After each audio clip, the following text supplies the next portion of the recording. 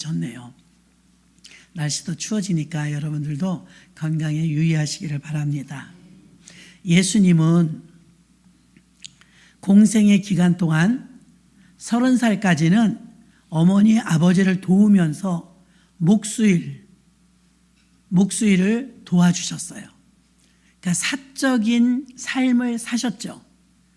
어머니 아버지를 도우면서 30살이 딱 되니까 공생애가 시작돼 광야로 가서 40일을 금식하시고 사역에 들어가십니다. 이스라엘에게는요, 공적인 업무를 감당할 수 있는 나이가 30살이에요. 그래서 다윗도 왕위에 올라갈 때 30살이었고요. 예수님도 공생애를 30살까지 기다렸다가 시작하신 거예요.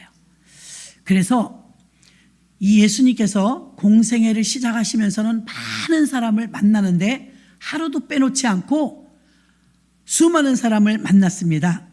그러니까 예수님의 3년 반의 공생애는요, 사람과의 만남이었고, 예수님이 왜 사람을 만났을까요? 사람을 만나는 이유는요, 바로 궁극적인 목적은 동기도 목적도 같습니다. 사람을 구원하기 위해서입니다. 그래서 예수님 주변에는요, 병든 사람, 고통당하는 사람, 죽게 된 사람, 갈등하는 사람, 부자, 의사, 세리, 죄인, 귀신 들린 사람, 문둥병 걸린 사람, 각양의 사람들이 예수님 주변에 모였고요. 예수님은 그 많은 사람들을 만났습니다. 오히려 예수님께서 오늘 또 다른 만남을 오늘 소개하는데 바리새인이 나타나고요. 또 옥합을 깬 한 여인이 나타납니다. 이 두 부류의 사람도 예수님을 만나는데 예수님이 공생활 하시면서 너무 많은 사람을 만났죠.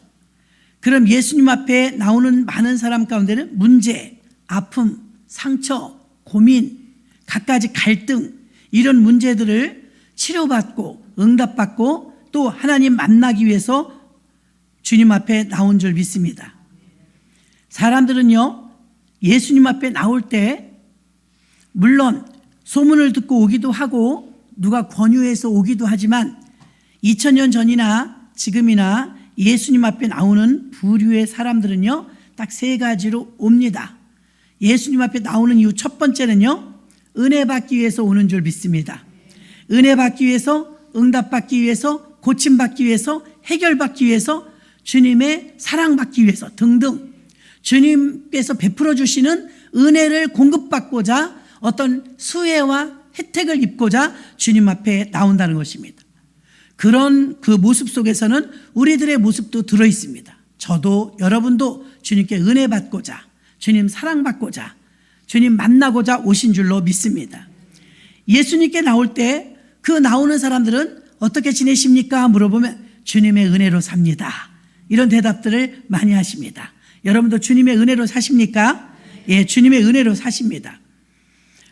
은혜는 그 나라 말로 카리스라고 해요.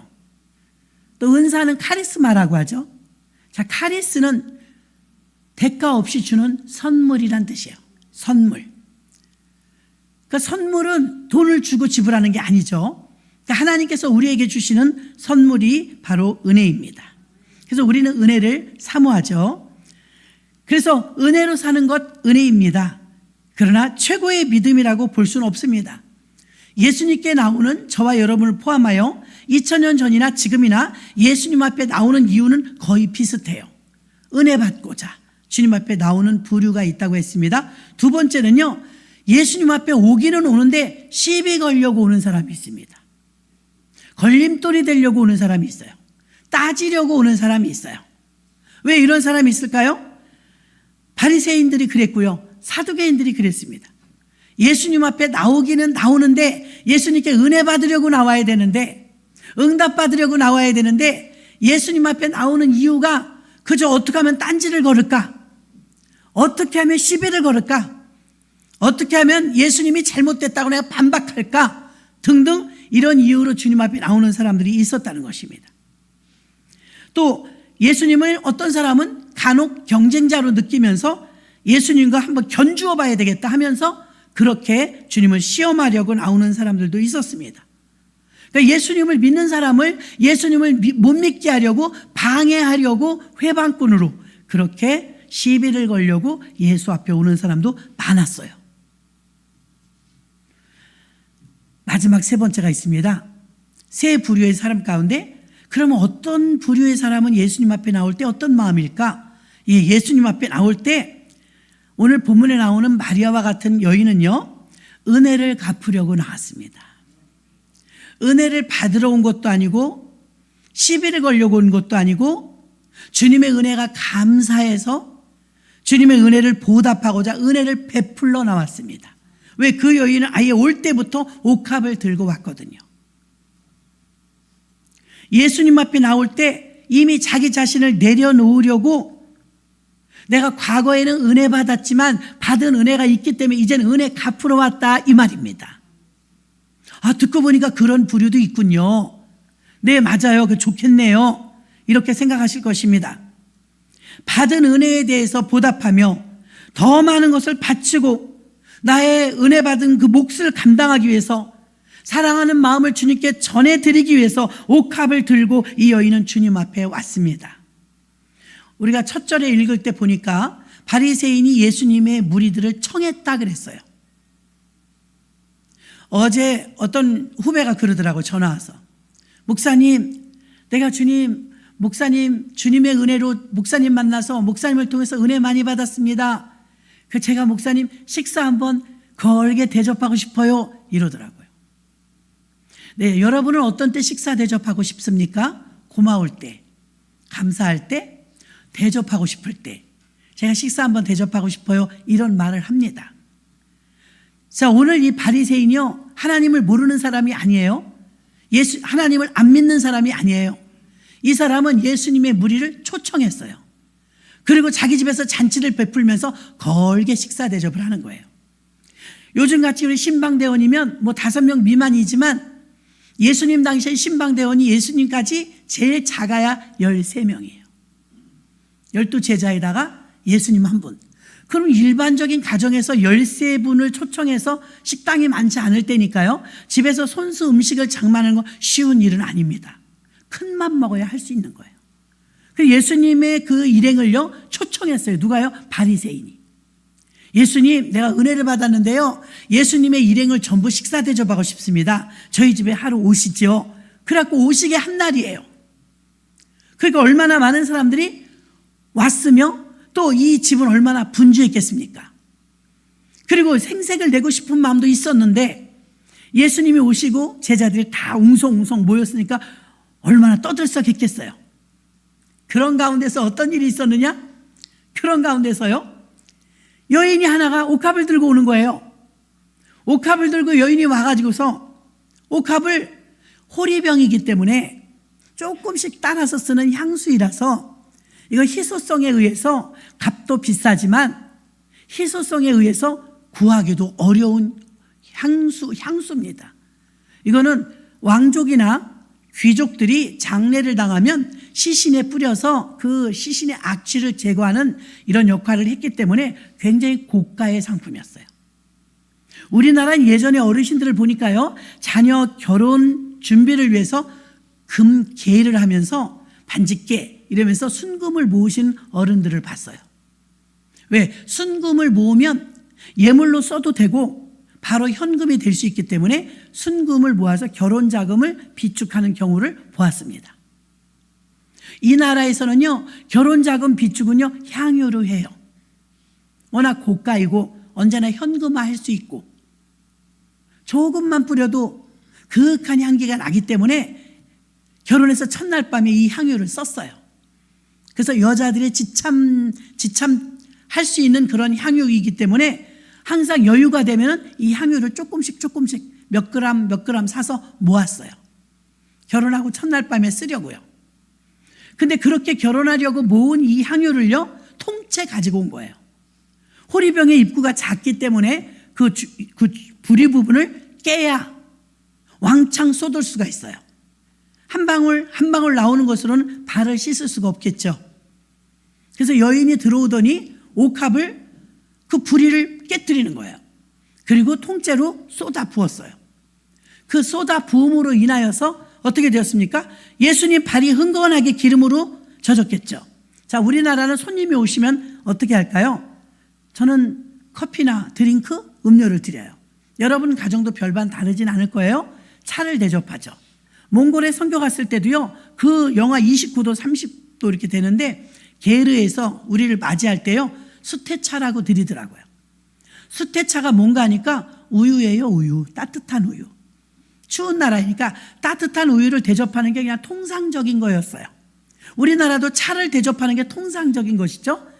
이 나라는요, 손님이 오시면 통상적인 게 세숫대에다 물 떠오는 거예요. 모든 신발이 더운 나라라 샌들이에요, 샌들. 샌들을 신고 있기 때문에 발이 먼지나는 광야를 다니다 보니까 먼지가 항상 많이 묻어 있어요. 그럼 방에 들어가면 먼지가 묻잖아요. 그래서 어떻게 합니까? 항상 손님이 오시면 세숫대에다 물을 길어다 드리는 게 그냥 통상적인 일반 손님에 대한 예우예요. 조금 더 예우를 갖추면 올리브유 있죠? 올리브유. 감람유를 머리에 부어드려요. 조금 손님 대접하는 겁니다. 그런데 극한 대접은 옥합을 깬 사람은 전무해요. 성경에 나올 때 2명밖에 없었어요. 똑같은 마리아죠. 예, 이쪽도 마리아, 저쪽도 마리아. 이들이 옥합을 깼는데요, 옥합을 깨서 대접하는 경우는 굉장히 드문 일이에요. 성경에서마저도 드문 일이에요. 그럼 보통은 세숫대에다 물을 길어다 드리고, 대접을 안 하면 그것도 안 해요. 대접하면 세숫대에다 물을 길어다 드리고, 그 다음에 대접을 하면 어떻게 됩니까? 그 다음에 감람유를 머리에 부어드리고. 이게 예우예요. 근데 지금 이 여인은 자기 집에 손님이 오신 게 아닙니다. 그 동네 사람이라고 오늘 본문에 나와 있죠. 같은 마을에 사는 여자인데 그 여자가 소문이 어떻게 났어요? 죄인이야, 죄인. 저 여자는 죄인이야. 이런 소리를 들었던 죄인이었기 때문에 동네 사람은 다 아는데 예수님은 생소하죠. 예수님이 오셨는데 난데없이 자기들이 인상 찌푸리게 하는 그 여자가 와가지고 옥합을 깨서 예수님 머리에 붓는 게 아니라 일반적으로 머리에 붓는데 발에 부었어요. 발에 이렇게 부어드리니까 이게 무슨 일이야? 저 비싼 향유를 옥합을 깨서? 근데 이 여인의 모습을 보니까 눈물을 흘리면서 우리나라도 예전에는 상투를 틀고 머리 쪽을 쪘죠. 이 나라는요, 머리를 풀면 수치예요. 그 머리카락 긴 것이 영광이에요. 여자들로선 그게 면류관이에요. 자기 명예예요. 긴 머리는 여인의 명예라고 했어요. 근데 긴 머리카락을 단정하게 매면 명예스럽습니다. 올리거나. 근데 머리를 풀면 이건 수치를 상징해요. 낮은 자를 상징해요. 그러니까 이 여인은 지금 머리를 풀었죠. 그러니까 임금들도 보니까 전쟁이 나거나 망측한 일을 만나면 머리를 풀고 재를 뿌리고 베옷을 입었죠. 이게 슬픔의 극한 표현이에요. 슬픔. 그런데 이 여인은 지금 머리를 풀었어요. 극한 상황이라는 거죠. 자기 명예를 땅에 떨어뜨렸어요. 낮아진 거죠. 그런 상태에서 연신 눈물을 흘리면서 예수님의 발을 자기 긴 머리카락을 수건 삼아서 그 기름을 그 발이 항상 잘 트니까 기름을 발라서 예수님의 발을 씻겨드리더니 대부분 입으로 입을 맞추는데 발등에다 입을 맞췄어요. 극한의 사랑의 표현이죠. 극한의 겸손한 자의 표현이죠. 이런 모습으로 예수님 앞에 이 여인이 나와서 무슨 조건이 있어서 나 병이 들었으니까 병 좀 고쳐주세요. 나 돈 좀 많이 벌게 해주세요. 우리 집안에 문제가 있는데 문제를 해결해 주세요. 예수님 내가 이렇게까지 할 때는요 집안에 문제가 있어서입니다. 이런 얘기 하나도 안 해요. 그렇죠? 본문에 그런 내용은 전혀 없어요. 그냥 울기만 해요. 이 여인은 어떤 조건이 있어서 주님 앞에 온 건 아니었어요. 세 번째 유형처럼 이 여인은 예수님께 은혜 드리러 온 거예요. 은혜 갚으러 온 거예요. 그 은혜가 너무나 감사해서 주님께 은혜를 갚으러 나왔을 뿐이지 어떤 조건도 달지 않았어요. 너 왜 그러니 무슨 일이니 주님도 묻지도 않았어요. 근데 이 여인은 계속해서 눈물을 흘리면서 예수님 앞에 긴 머리카락으로 예수님의 발을 씻겼습니다. 자, 이렇게 세 부류의 사람이 있는데 주님께 우리가 잘 쓰임 받으려면 주님께 나오는 자세가 굉장히 중요합니다. 교회에 나오는 일반적인 사람들은 열심히 있고 또 나름대로 예수 잘 믿는다고 생각을 하는데, 오늘 이 사건 속의 주인공 두 사람, 바리새인, 초청한 사람이죠. 그리고 옥합을 깬 여인, 이 두 사람에 대해 문제가 대두되면서 대조됩니다. 그래서 바리새인의 믿음과 이 옥합을 깬 여인, 죄인, 바리새인은 자칭 의인이라고 하고요, 이 여인은 죄인이라고 합니다. 의인과 죄인이 나온 것입니다.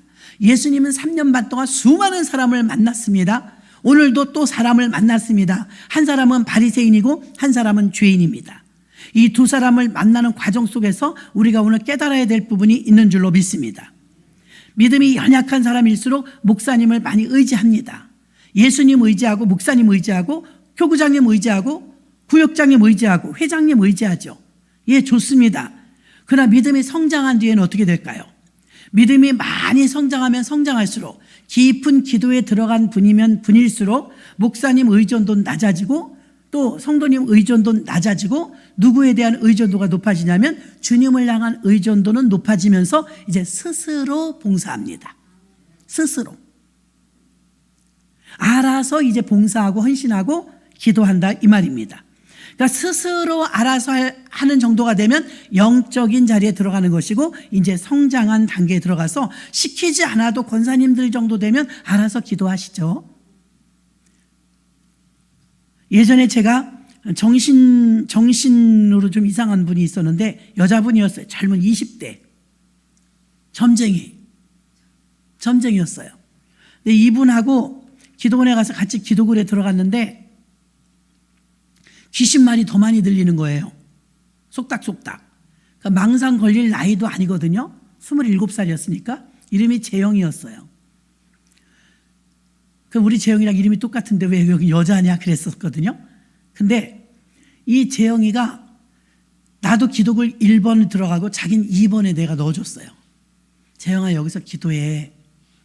주님을 만나야지. 간절히 부르짖으면 성령을 부어주실 거야. 특별히 회개 기도를 많이 해. 젊은 나이에 너는 점쟁이를 했으니까. 그랬더니 알았어요. 말은 또 잘 듣더라고요.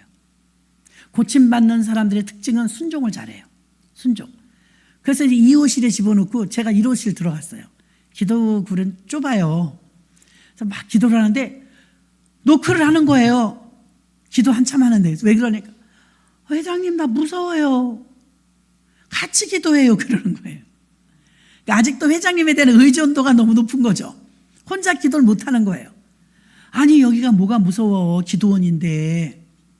옆방에 들어가서 밥 놓고 눈물 나면 울고 휴지 갖다 놓고 그렇게 기도하라니까. 그랬더니 아유, 나 기도하려고 그러면 자꾸만 쏙닥거려요. 누가? 걔가요. 이래. 걔는 누구? 귀신.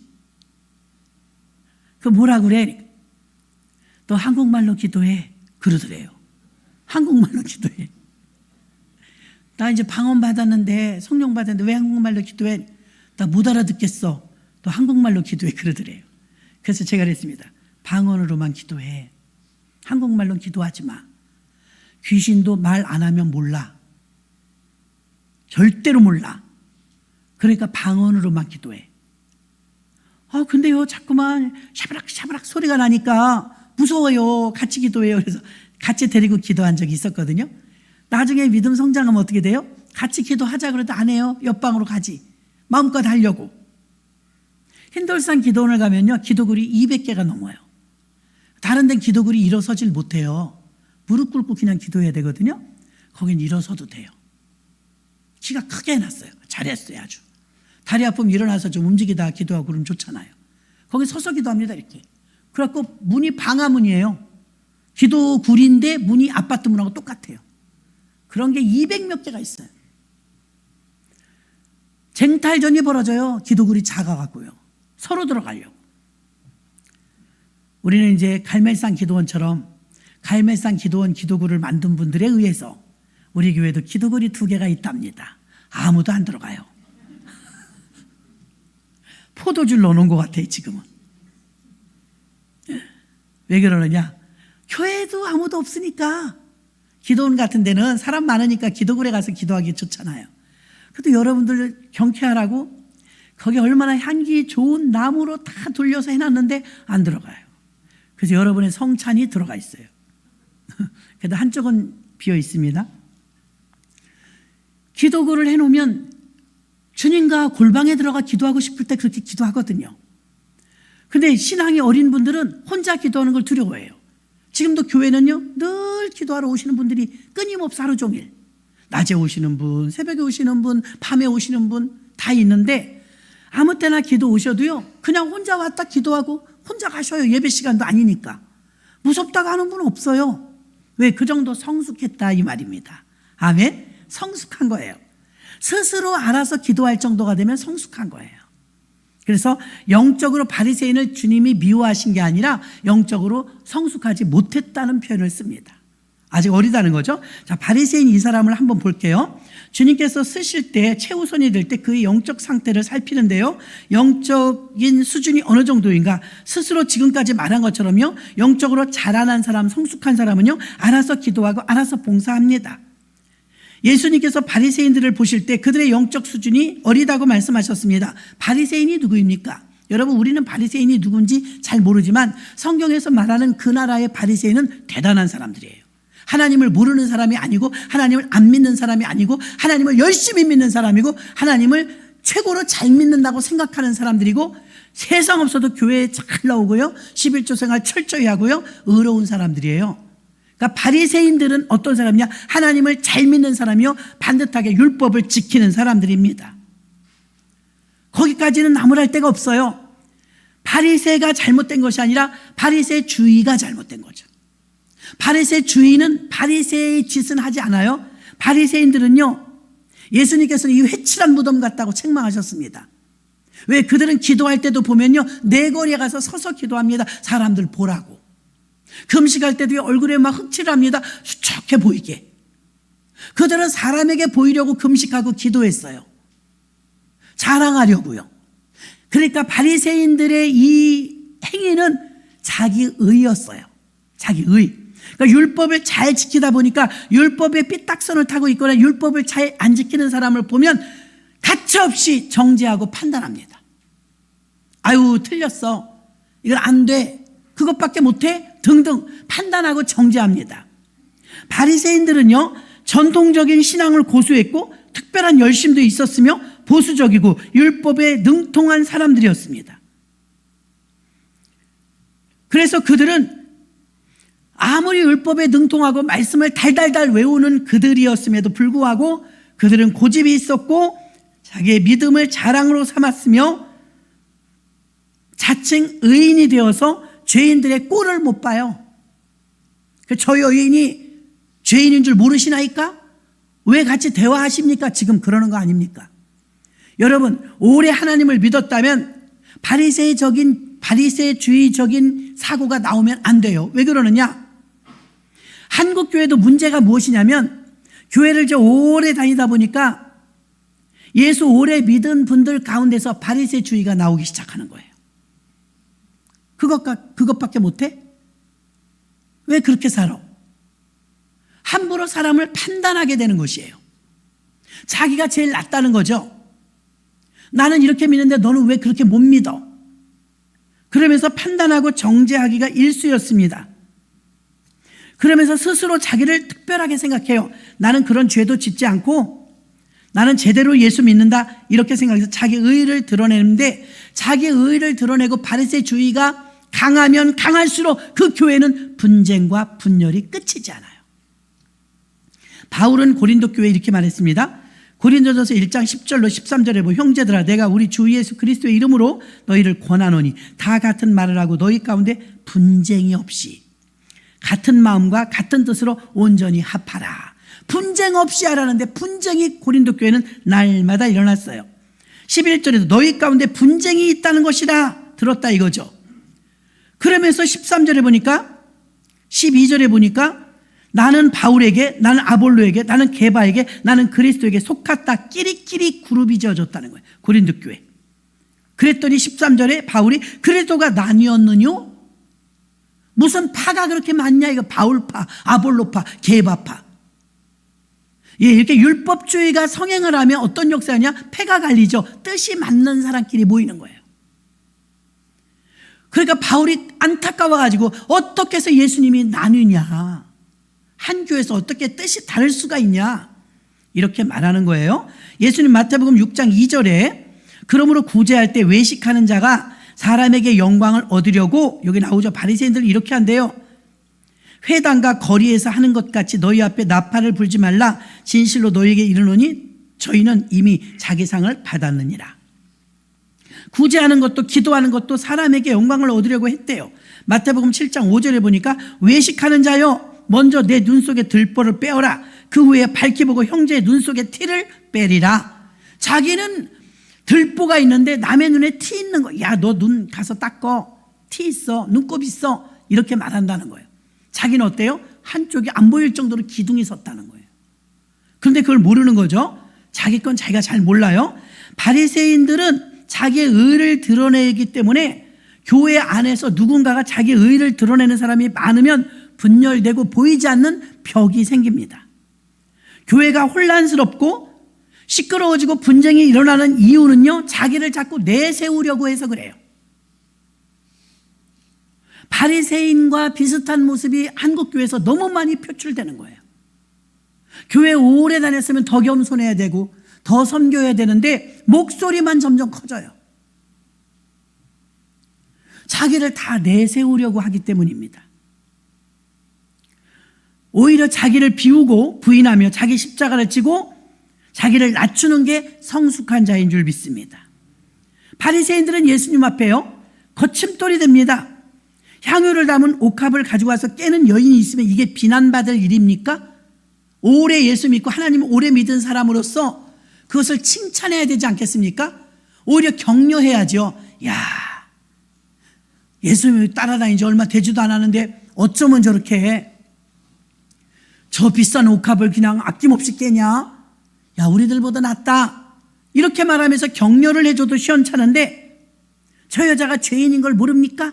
예수님 앞에 그 여인의 행위에 대한 칭찬과 배려가 아니라 문제 제기를 일으키는 거예요. 주님은 어때 저런 죄인하고 같이 얘기하십니까? 나 우리 집에 저 여자가 들어오는 거 싫어요. 노골적으로 그렇게 말을 했다는 것입니다. 이 여인이 죄인이라는 걸 자꾸 부각을 드러내죠. 이 여자는 죄인이에요. 이 여자는 죄인입니다. 주님이 볼 때는 이 여자만 죄인일까요? 여기 지금 우리가 다 같이 앉아 있지만 예수님이 볼 땐 저부터 시작해서 우리 모두가 다 죄인이에요. 우리가 다 모두가 죄인이라는 의식을 가지고 있을 때 주님의 구원이 귀한 거예요. 근데 나는 죄가 없다. 나는 바리새야. 난 율법을 잘 지켰어. 나는 주의를 한 번도 어기지 않았어. 난 11조도 빼먹지 않았어. 그 의만 드러낸다면 그게 바리새주의입니다. 먼저 예수 믿게 되고 오래 예수 믿게 된 건 분명히 복이에요. 그럼 그 복을 받은 것에 대한 대가가 무엇으로 나타나야 되느냐? 분쟁과 분열로 나타나는 것이 아니라 하나 된 화합으로 성숙으로 나타나야 될 줄로 믿습니다. 그런데 오히려 예수님께 나오는 자를 지금 막고 있어요.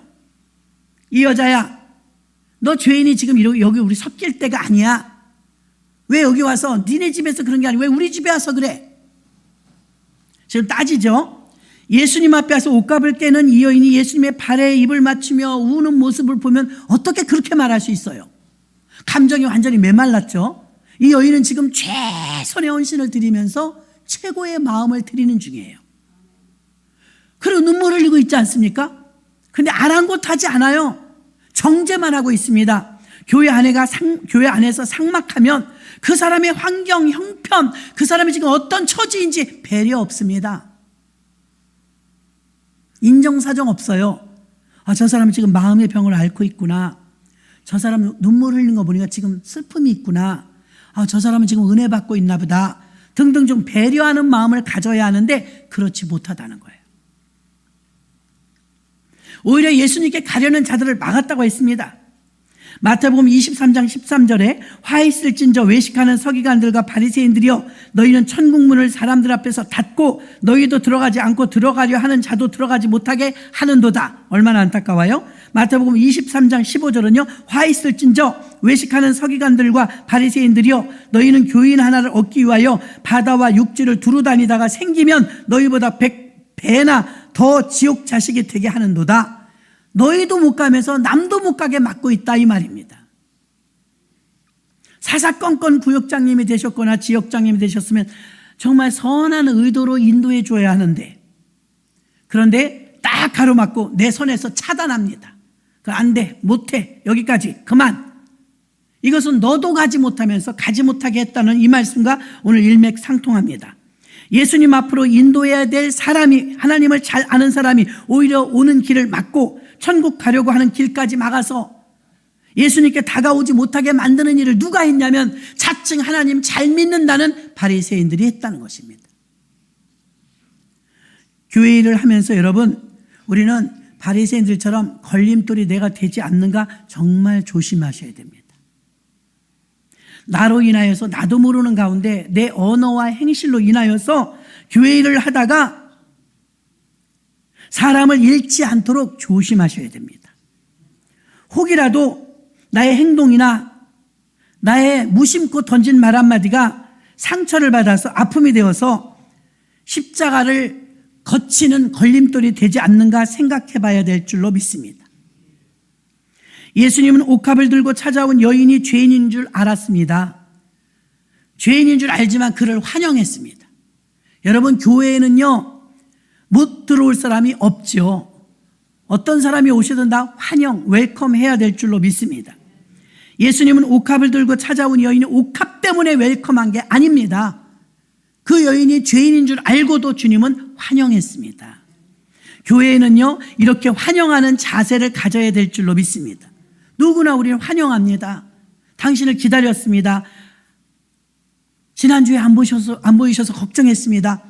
관심과 집중과 사랑을 가져야 될 줄로 믿습니다. 바리새인들은요 그 밑바닥에 저변에 깔려있는 흑심이 있었습니다. 그것은 무엇입니까? 욕심, 탐심이었습니다. 겉으로 드러나기는 막 내거리에 서서 기도하고 사람들 보는 데서 금식할 때 분칠을 하는 게 아니라 오히려 흑칠을 하고 내가 이렇게 초췌합니다. 사람들에게 보이려고 의를 행했는데 그 사람들의 속내막을 보고 왜 옥합을 깬 여인을 칭찬을 못하고 핀잔을 줍니까? 왜 꾸중을 합니까? 그 내면 깊은 곳에서는 어떤 마음이 있어요? 탐욕이 자리 잡고 있었다 이것입니다. 하나님 앞에 쉽게 다가오지 못하는 경우는요 믿음 생활에 지장을 주는 악영향을 끼치는 원인 중에 거의 다 욕심과 탐심이 있습니다. 아담과 하와도 그랬고요, 가룟 유다도 그랬습니다. 그들을 타락하게 만든 원인은 탐욕 때문이었습니다. 욕심을 내게 되면 하나님을 버리든지 하나님과 멀어지든지 하게 되는 것입니다. 성경은 욕심을 죄라고 분명히 말했습니다. 예수님은 바리새인들을 향해 겉은 깨끗한데 안은 잘못되었다고 회칠한 무덤이라고 말씀하셨습니다. 그리고 결정적으로 예수님이 이 두 사람에 대해서 평가를 해 주십니다. 7장 47절입니다. 이러므로 내가 내게 말하노니 그의 많은 죄가 사하여졌도다. 죄사함 받은 것에 대해서 이 여인은 은혜를 갚으러 온 거죠. 그의 사랑함이 많음이라. 아멘. 적게 사랑받은 자는 적게 사랑하고 크게 사랑받은 자는 크게 사랑한다고 말씀했습니다. 결론은 이 여인이 옥합을 깰 수 있었던 것은 사랑이었습니다. 여러분이 움직이면서 스스로 기도하고 봉사하고 헌신할 때 그 근거가 예수님을 향한 사랑이어야 합니다.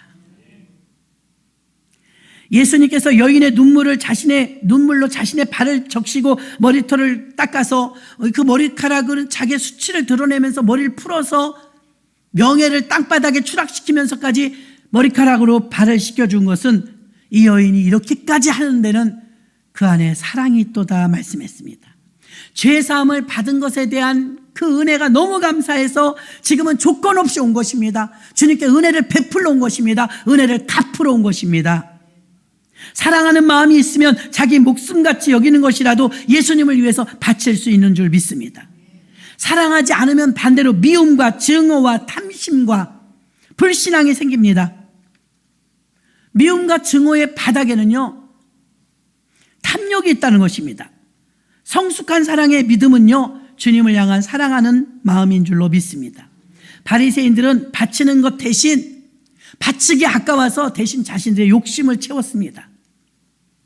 마태복음 25장 44절로 46절 가운데서 45절에 이런 말씀이 있습니다.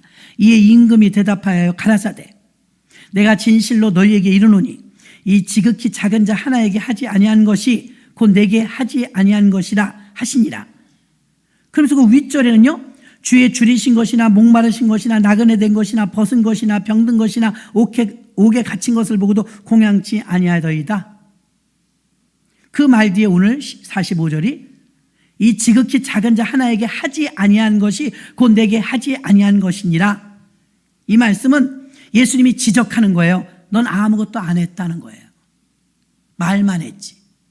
넌 아무것도 하지 않았지 않느냐?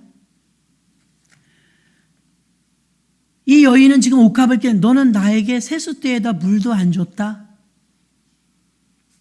흔한 범례적인 일인데 너는 너희 집에 시몬아, 처음엔 바리새인이라고 그랬지만 40절에 가서 이름을 밝혀요. 시몬아. 이건 베드로가 아닙니다. 다른 시몬이에요. 시몬아, 너는 내가 너희 집에 왔는데 네가 초청하지 않았냐? 근데 너는 왜 일반적으로 주는 세숫대에 물도 안 가져오니? 조금 더 고급진 걸로 따진다면 감람유도 붓지 아니하고, 주님이 지금 지적해요. 따졌어요. 너는 내게 감람유는 부었니? 너는 지금 내게 세숫대에 물은 가져왔니? 아무것도 안 하고 지금 말만 하고 지적만 하는 거예요. 지적만. 이 여인은 들어오면서부터 울고 들어오면서부터 옥합을 들고 왔다. 그리고 그때부터 지금까지 운다. 비유를 듭니다. 너 대답해봐라. 500데나리온 빚진 자가 있다. 50데나리온 빚진 자 두 사람이 있다. 다 한 사람에게 빚을 졌는데 주인이 마음이 좋아갖고 다 탕감해줬다. 500데나리온 갚지 마. 50데나리온도 갚지 마. 그러면 누가 더 감사하겠니? 우리도 대답할 거예요. 많이 탕감받은 자가 감사하죠. 그렇게 말한 거예요. 바리새인은 물어보니까 예, 많이 500데나리온 탕감받은 자가 감사할걸요? 그래, 저 여자가 그 사람이다. 자기 죄가 크니까 그걸 탕감받았다는 거에 대한 감사가 이렇게 큰데 너는 지금 나는 의롭게 살았어. 나는 깨끗하게 살았어. 자기 의에 젖어가지고서 50데나리온 빚진 자에 비유하는 거죠. 너는 감람유도 대접하지 않는구나. 너는 발 씻을 물 하나도 대접하지 않는구나. 너는 내게 입맞춤도 주지 않았는데 이 여자는 발에다 입맞춘다. 이 여자가 자기의 자존심을 탁 내려놓고 이렇게까지 하는 데는 무슨 이유가 아니야? 그의 마음에 깊은 사랑이 있구나. 이렇게 말했습니다. 결론은 사랑이었습니다. 이렇게 인색한 이유는, 이렇게 완악한 이유는, 이렇게 말만 뻔질을 한 이유는 바로 사랑하지 않기 때문입니다. 과거에는 내가 사랑했는데 지금은 사랑하지 않아요. 그래서 인색한 것이고, 그래서 옥합을 못 깨는 겁니다. 이 여인은 주님을 너무나 지극히 사랑해요. 죄사함 받은 것에 대한 사랑, 예수님을 만나서 죄사함 받고 예수님의 사랑을 받은 자가 그 사랑에 대해서 몸부림을 치고 감사하는 자가 이렇게 옥합을 깰 수 있었던 것입니다. 그렇게 예수님을 쫓아다니고 사랑했던 베드로가 예수님을 모른다고 3번 부인하죠. 부활하신 바닷가에서 다시 만납니다. 그때 예수님 물어봐요. 요한의 아들 시몬아, 네가 나를 사랑하느냐? 물어봐요. 예, 사랑합니다. 주님께서 그럼 내 어린 양을 먹이라. 이렇게 말씀하시죠. 결론은 예수님을 배반한 베드로도 비록 수제자였지만 그가 배반한 이유도 예수님에 대한 사랑이 식은 거였습니다. 사랑을 잃어버린 거였습니다. 우리가 언제 은혜 받습니까? 주님의 사랑이 확인될 때. 지난날 내게 베풀어 주신 사랑, 그 주님의 사랑을 우리가 망각할 때 큰 소리 치는 거예요. 죽을 때까지 헌신하고 봉사해도 우린 큰 소리 못 칩니다. 받은 사랑이 얼만데요. 주님의 그 큰 사랑을 깨달았기 때문에 이 여인은 엉엉 우는 거예요. 주님의 말씀에 그 속에 사랑이 있다. 입으로만이 아니고 행동만 옮긴 게 아니라 그 안에서부터 사랑하고 있다 말했습니다. 이 사랑은 예수님을 만나서 죄사함을 받은 것에 대한 엄청난 뜨거운 사랑을 마음으로 받아들인 것입니다. 그게 너무 감격스럽고 너무 커서 자기의 어떤 것도 아깝지가 않았습니다. 그는 자기에게는 전 재산 하나 옥합을 가지고 와서 과감하게 깨뜨렸는데 그걸 지금 핀잔하는 겁니다. 바리새인들은 그런 마음도 그런 믿음도 그런 사랑도 없었습니다. 이 여인은 자신을 새 삶을 살도록 인도해 준 주님의 사랑을 놓치지 않았어요. 여러분에게서 왜 믿음이 식을까요? 주님에 대한 사랑을 놓친 거죠. 주님을 향한 사랑을 잃어버린 거죠.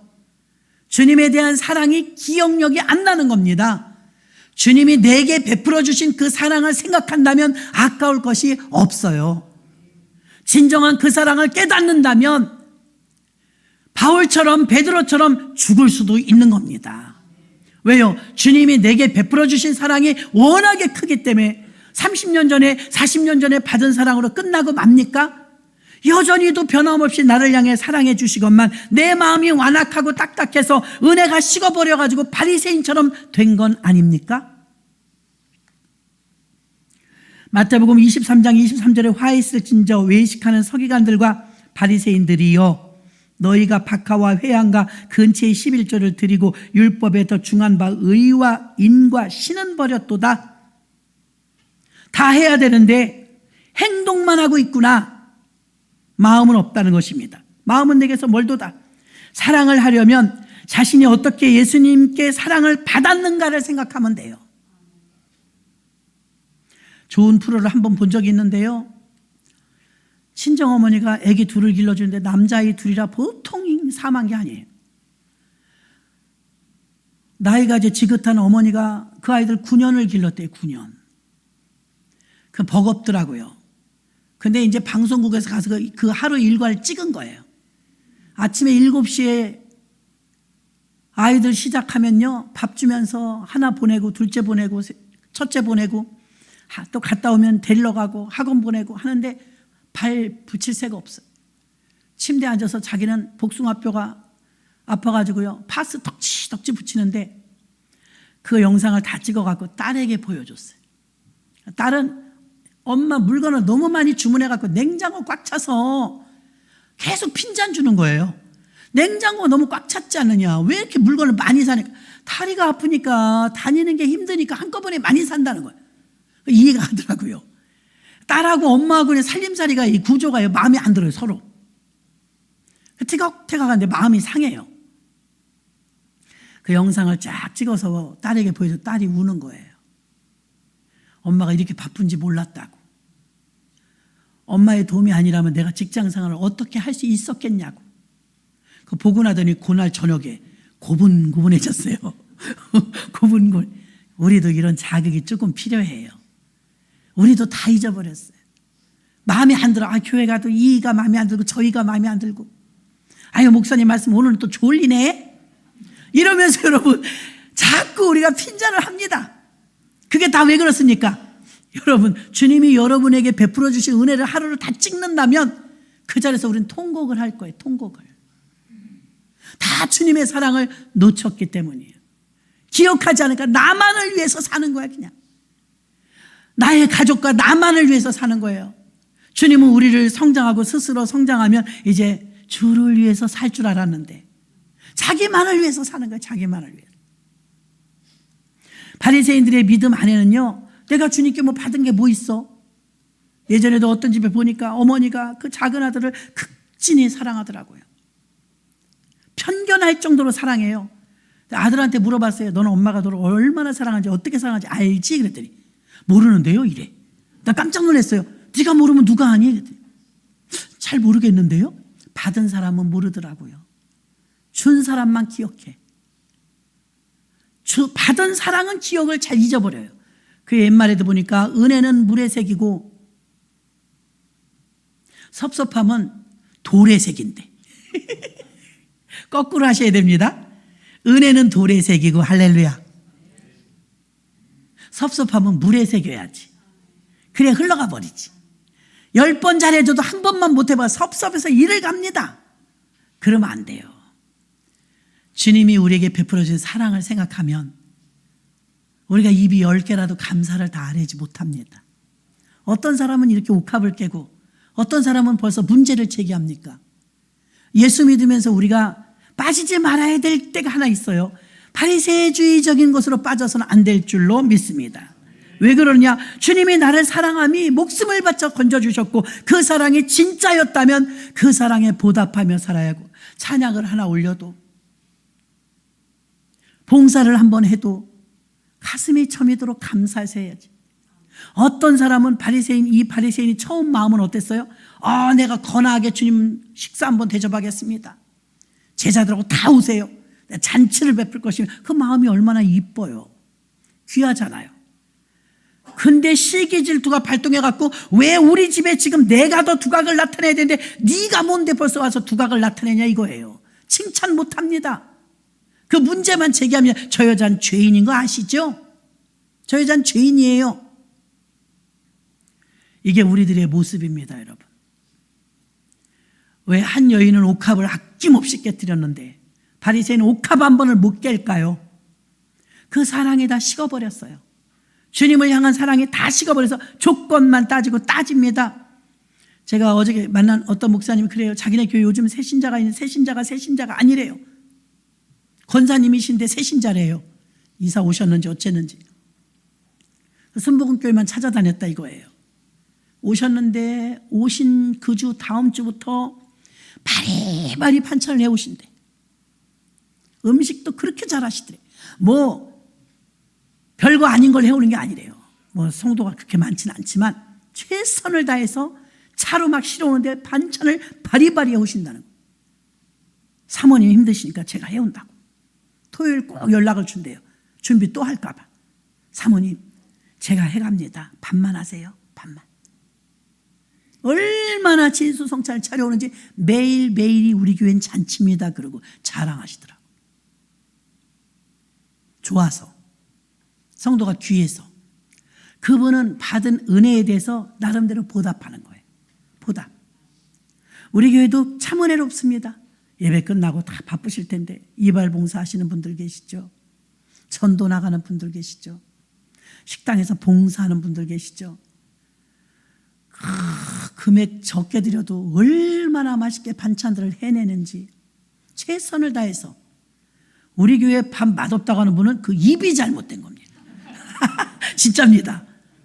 어디 가도 뒤지지 않아요. 저는 잘 모르는데 다른 교인들이 와서 그래요. 대형 교회들은 밥 안 해주는 데도 많고 밥을 줘도 돈 받는 데도 많고, 근데 변함없이 우리가 섬길 시 누군가가 고생하고 있다는 거예요. 누군가가 헌신하고 있다는 거예요. 그러면 조금 짜면 물 부으시고 조금 싱거우면 소금 넣으시고, 그 은혜 아닙니까? 슬쩍슬쩍 해준 사람도 있는데 연세가 드시면 좀 짜게 할 수도 있어요. 그래서 다 은혜로 보면 전부 은혜입니다. 아멘? 은혜로 보면 다 은혜예요. 그래서 오늘 세 부류의 사람이 있습니다. 당신은 어느 쪽에 속하냐 이것입니다. 나는 은혜 받으러 왔어요. 나는 은혜 깨러 왔어요. 막으려고. 또 한 사람은요, 은혜 갚으러 왔어요. 서로 정말 은혜가 충만하다면 성도님들이 주일날 올 때마다 옛날에 우리 어머니 시대는요, 늘 교회 갈 때 이렇게 성미 들고 와서 성미.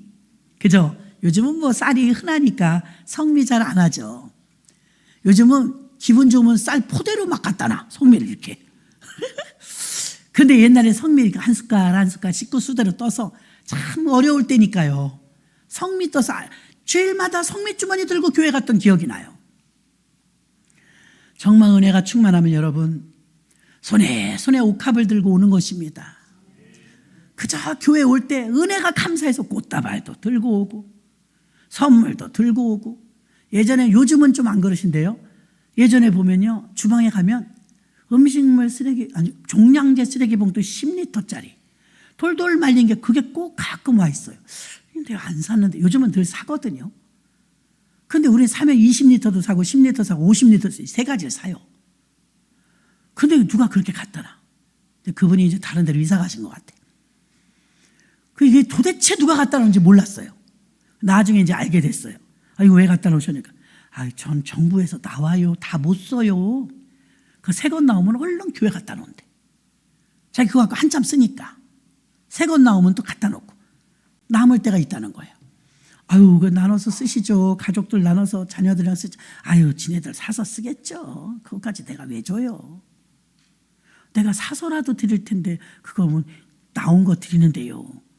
슬그머니 정부미 갖다 놓은 분 계시고 슬그머니 그 종량제 봉투 갖다 놓은 그런 분들이 막 소리 없이 있는 거예요. 소리 없이. 지금도 있습니다. 물론. 지금도. 종량제 봉투는 없다 이 소리예요. 지금도 여러 가지 유형으로 있습니다. 슬쩍슬쩍 다 갖다 놓고. 여러분 은혜가 임하면 그런 거예요. 여러분.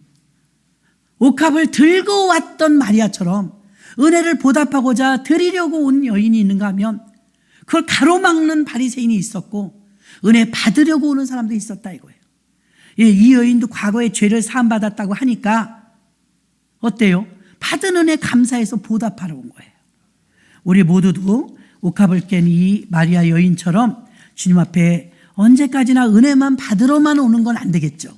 은혜를 받으러 올 때도 있지만 은혜를 갚으러 올 때도 있고 은혜를 보답하러 올 때도 있는 이 바리새인과 이 마리아와 두 부류의 사람 가운데 여러분은 어떤 사람이 되고 싶으십니까? 우리는 학식적으로 성경 많이 알고 내가 오래 예수 믿었다는 그 전통 말고 내가 지금 옥합을 들고 올 수 있는 이 순수한 마음, 주님을 향한 뜨거운 사랑하는 마음, 이거 놓치지 않으시는 여러분 되시기를 주님의 이름으로 축원합니다.